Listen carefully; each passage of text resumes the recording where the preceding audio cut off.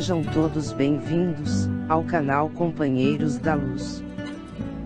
Campanha de divulgação do Consolador prometido por Jesus Cristo, dádiva divina da terceira revelação, materializado nas obras da codificação espírita, que semeia as diretrizes reveladoras de Deus, a forjar nossa evolução moral, trazidas ao mundo pela espiritualidade superior, apontando-nos rumo à nova era. Leitura e estudo da primeira obra básica da codificação espírita, intitulada O Livro dos Espíritos, conteúdo de revelação, extrato de respostas, psicografadas a diversos médiuns pela espiritualidade superior, quando questionada por Allan Kardec. Livro de perguntas e respostas, publicado no ano de 1857, em Paris, França. Iniciemos então a leitura da parte 1, As causas primárias. Capítulo 4, Princípio vital. Subtítulo: A vida e a morte. Perguntas, de 68 a 70. Pergunta de Kardec, número 68. Qual a causa da morte dos seres orgânicos? Resposta dos espíritos: esgotamento dos órgãos. Pergunta de Kardec, número 68A. Poder-se-ia comparar a morte à cessação do movimento de uma máquina desorganizada? Resposta dos espíritos: sim. Se a máquina está mal montada, cessa o movimento. Se o corpo está enfermo, a vida se extingue. Pergunta de Kardec, número 69. Por que uma lesão do coração, mais depressa causa a morte, do que as de outros órgãos? Resposta dos espíritos: o coração é máquina de vida. Não é, porém, o único órgão cuja lesão ocasiona a morte. Ele não passa de uma das peças essenciais. Pergunta de Kardec, número 70. Que é feito da matéria e do princípio vital dos seres orgânicos, quando estes morrem? Resposta dos espíritos: a matéria inerte se decompõe e vai formar novos organismos. O princípio vital volta à massa donde saiu. Nota de Kardec: morto o ser orgânico, os elementos que o compõem sofrem novas combinações, de que resultam novos seres, os quais aurem na fonte universal o princípio da vida e da atividade, ou absorvem e assimilam, para novamente o restituírem a essa fonte, quando deixarem de existir.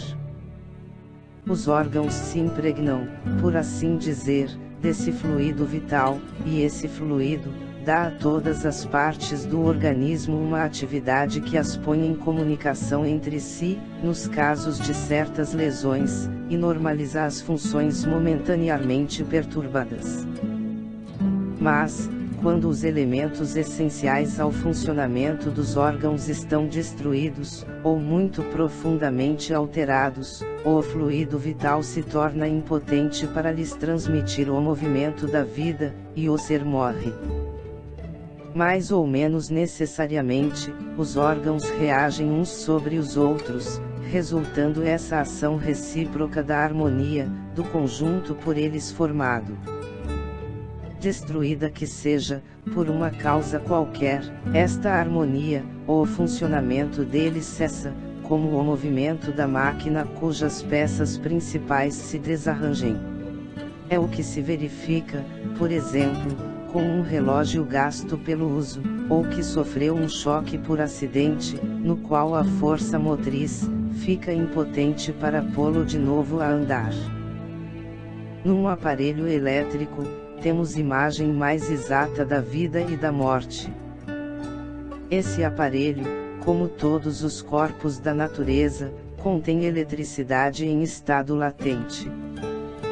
Os fenômenos elétricos, porém, não se produzem senão quando o fluido é posto em atividade, por uma causa especial.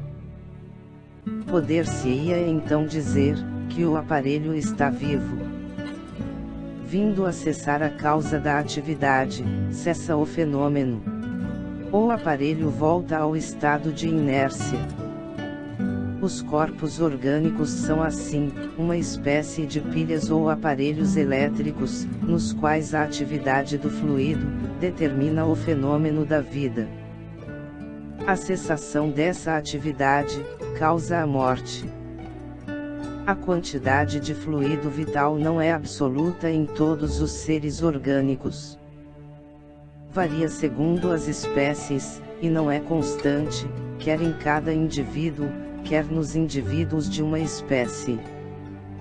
Alguns há, que se acham, por assim dizer, saturados desse fluido, enquanto outros, o possuem em quantidade apenas suficiente.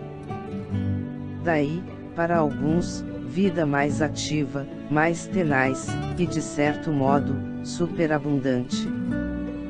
A quantidade de fluido vital, se esgota.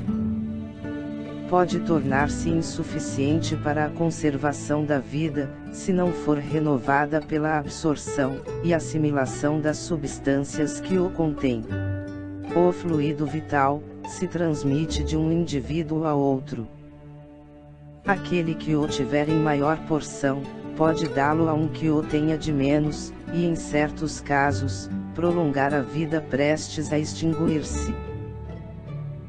Chegamos ao final da leitura das perguntas de Allan Kardec, respondidas pelos espíritos superiores, alusivas a este subtítulo do Livro dos Espíritos. Não percam a leitura do próximo subtítulo: Inteligência e Instinto. Muito obrigado, boa reflexão, que Jesus abençoe a todos.